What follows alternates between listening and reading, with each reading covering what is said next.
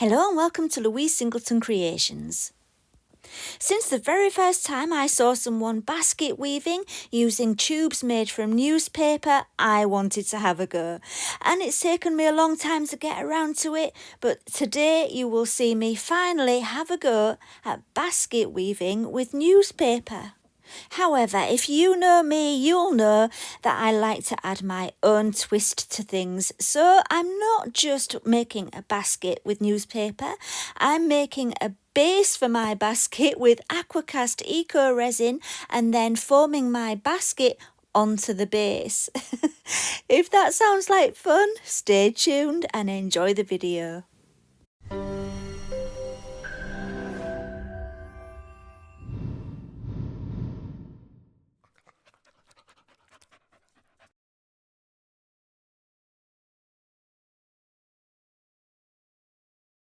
Before I could do any basket weaving, I needed to make my newspaper tubes to weave with. To make your newspaper tubes, you're going to need strips of paper. This paper is 10 centimetres by 40 centimetres. And here you can see I have a metal rod, and that's 1.5 millimetres in diameter and 300 millimetres long. You'll also need some glue. I'm using white PVA glue. I'll tell you more about the paper that I'm using in just a moment, but let me just explain what you're seeing on the screen. So you get your metal rod at an angle, as you know, the smallest angle you can manage. It does tend to loosen up a bit. I like to start at around 5 degrees, but you'll find that as you're rolling it, the angle changes a bit. But anyway, get it as tight as you possibly can. Then you get a nice long, thick tube. You may have seen me adding a spot of glue to the top right hand corner before I started rolling, so that was already prepared, and then once it was rolled up it automatically stayed as a tube and I was ready to go on to the next one. Now I'm not going to lie, this does take a lot of practice.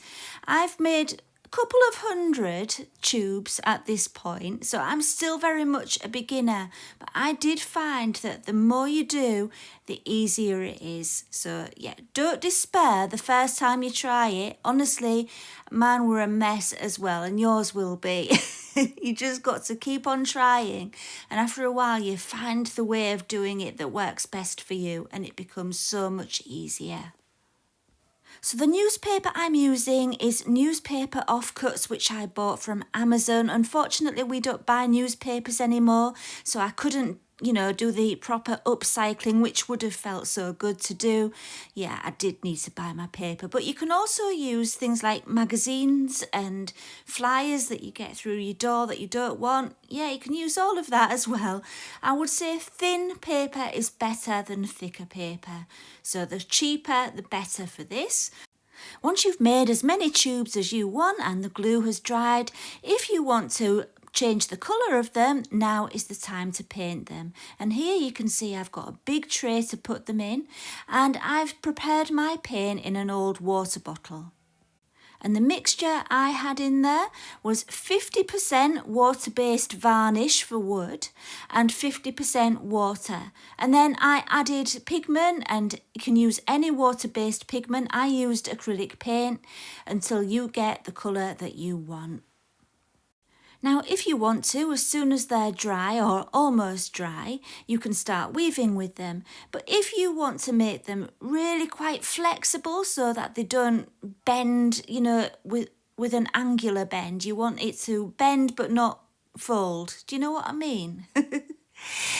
If you want to make them even better in that way, I would say after these have completely dried, go through the same process again. You don't need to use paint this time. I would use 50% varnish and 50% water. And so it might seem like quite a laborious process, and that's because it is. But it's worth it in the end, because once you've got all your tubes prepared, you can have so much fun with your weaving. Next, it was time to make my bowl, and I'm using Aqua Eco Resin from Elichem Resins. I'll let you into a secret. This is the second bowl I made, and the reason is the first one I made, I used Aqua texture, which is also from Elichem Resins, and I thought the Aqua texture would look really good, and it's so strong. But the problem is, when this is made, it needs holes drilling in it. And I found that the Aqua texture is so strong that it's really, really hard to drill, and I just could not drill the holes in it, so I had to make another one. So this is my second one, and I'm just using the regular original Aquacast, which drills, you can drill holes in it absolutely beautifully. It's so nice and easy. So I would highly recommend this one if you need to drill holes. I measured the volume of my mould by filling it with water and weighing it at the same time, and I used that weight on the Aquacast calculator on the Elichem website, and that told me exactly how much water and powder I would need.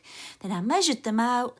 Then it needs a really good mix, and you can add your pigment if you want pigment. I used autumn bark from Homeware Designs as my pigment. You can use all kinds of water-based pigments to colour your Aquacast Eco Resin, including mica powders. You could even use those. However, I would say if you want deep, intense, strong colours, I would go with a pigment that is designed specifically for Eco Resins. So here's the bowl mould that I'm using today. I'll put a link to it in the video description. You've got to be quite careful filling this one because it's quite tricky to get your Aquacast down the sides without it going all over the place. So do it a little bit at a time and you will get there in the end. As you can see, I'm already making a mess. So after I'd got it kind of half full, I realised I wanted it to be a bit darker. So I added a little bit more pigment to my leftover Aquacast and then added the rest. And the second time I didn't mix the pigment in too much because I thought it might look a bit more interesting and stone-like if there were a few lines in there. I left it a couple of hours before demoulding.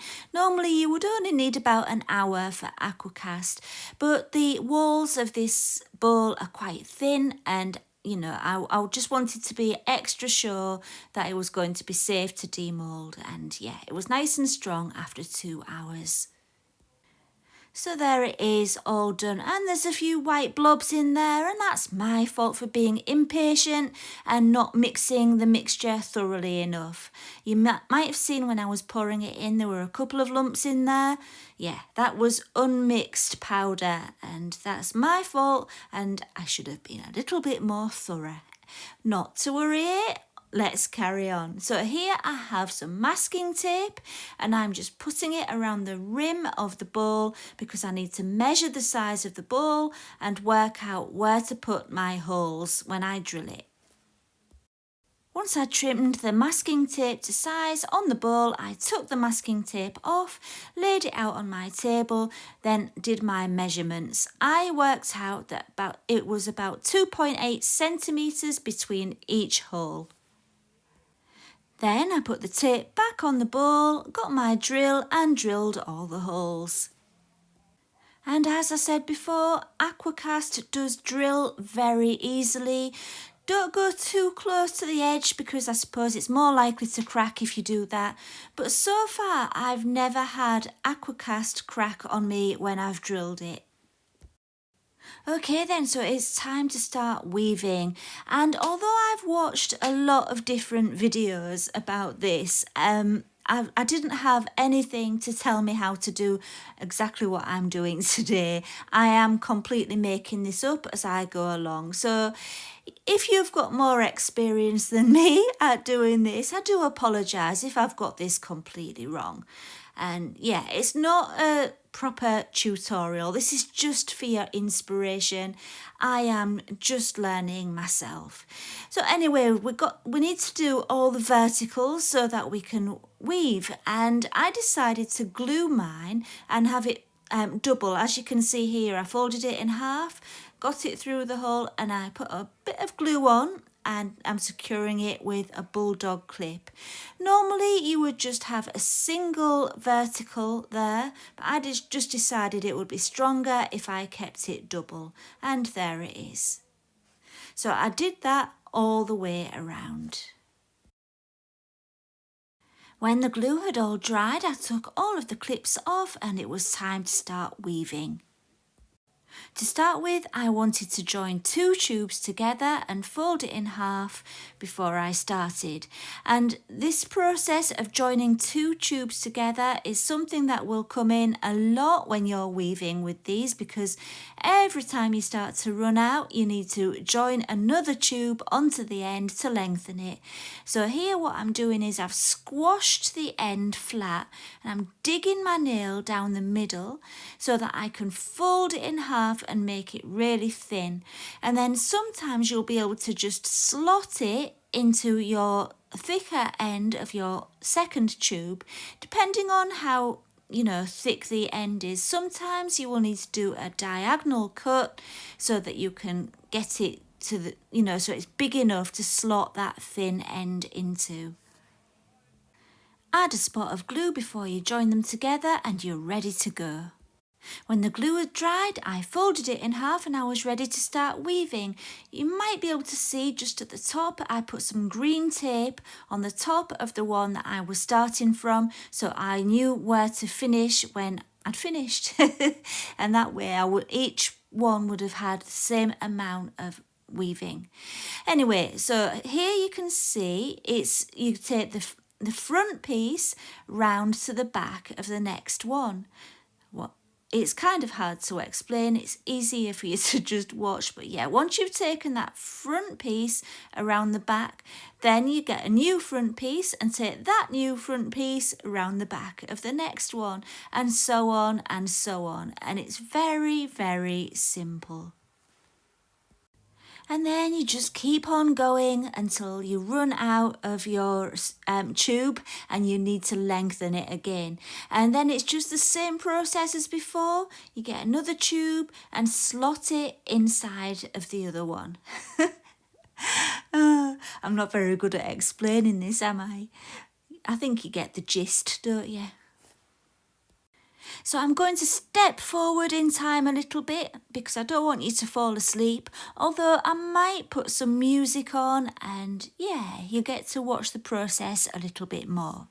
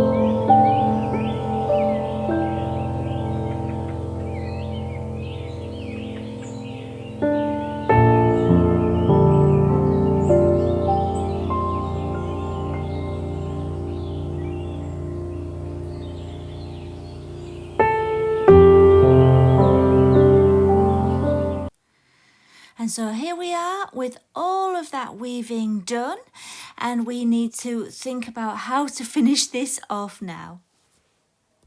So all of those verticals were double tubes, and I needed to get rid of one from each of those pairs just to make the next step easier.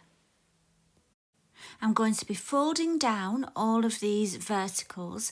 Under the first one, I'm just placing that offcut, and you'll see why soon. It's just kind of a placeholder and it will come out later. So once that was in place, all I had to do was fold each of the verticals down behind the one to the right of it. So yeah, I'll let you just watch. It'll be easier than listening to me.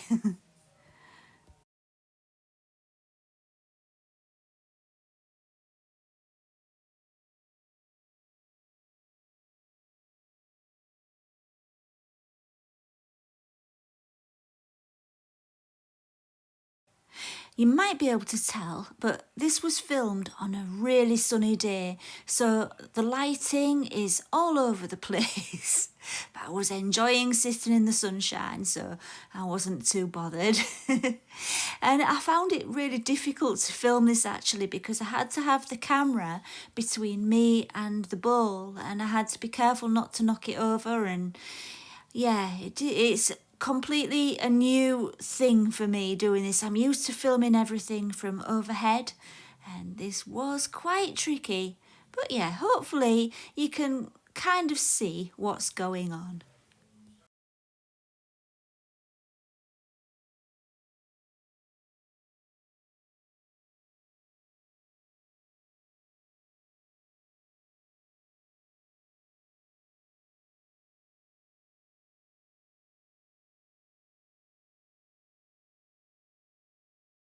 Right, now we're back at the beginning where I put that offcut in there as a placeholder, and this final piece threads through where I had the offcut. And there, now it's all joined together and it works really well doing that. So yeah, that's ready now for the next step.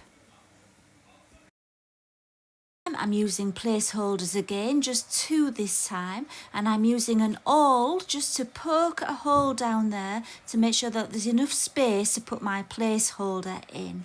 And yeah, don't worry if it seems complicated, it will all become clear very soon.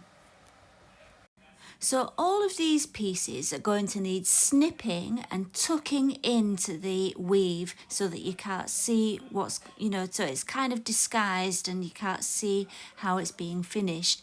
And so here you can see I've taken it over to past the two placeholders that I've just put in. I'm making sure that the space to the left of that vertical one there, as you can see, and I'm poking it in. And you need to keep on doing that. So now I'm going to get the next one and take it across to the next vertical and bend it 90 degrees, trim it a little bit and tuck it in. Luckily, like I said, this isn't exactly a tutorial, so I'm just trying to give you the gist of it really. And yeah, it'll give you an idea of what you need to do, won't it? There's a lot of videos out there. Unfortunately, a lot of them are not in English, and I did find it quite difficult to follow them. If I get enough interest from this, I will do some more videos as I progress with the skills of it all, and I'll be able to explain it better to you, I'm sure. But yeah, I'm doing my best. Bear with me.